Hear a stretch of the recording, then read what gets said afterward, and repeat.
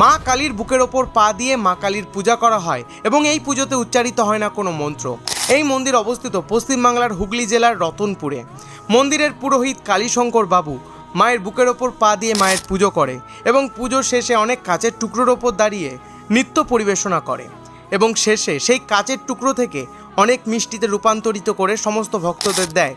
এমনটা গল্প মনে হলেও এমনটাই বাস্তবে ঘটে এই মন্দিরে। তো থেকেই কালীশঙ্কর বাবু মা কালীর একজন একনিষ্ঠ ভক্ত ছিলেন। মাকে ভালোবেসে বানিয়ে ফেলেন একটা বড় কালীর মূর্তি এবং মূর্তিটা বানানোর পর তিনি খুব দুশ্চিন্তায় ভোগেন।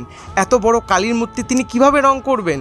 তখন সেই তার স্বপ্নের মধ্যে আসে মা কালী স্বয়ং। বলে এক পা মাটিতে রেখে অন্য পা মায়ের বুকের ওপর দিয়ে রং করতে। মা নাকি তার পুজোর জন্য অধীর আগ্রহে অপেক্ষা করছে।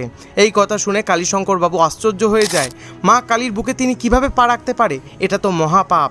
তখন তাকে মা বলে, খেলতে খেলতে সন্তান অনেক সময় মার গায়ে পা দিয়ে দেয়, মার বুকে পাও রেখে ফেলে, এতে মা কি কোনো রুষ্ট হয়? হয় না। মায়ের স্বপ্নাদেশ পেয়ে কালীশঙ্কর বাবু এইভাবে মায়ের বুকের ওপর পা রেখে পূজা করে এবং মাকে এভাবেই রং করে। তারপর থেকেই চালু হয়ে যায় এরকমভাবে মায়ের বুকের ওপর পা রেখে পূজা।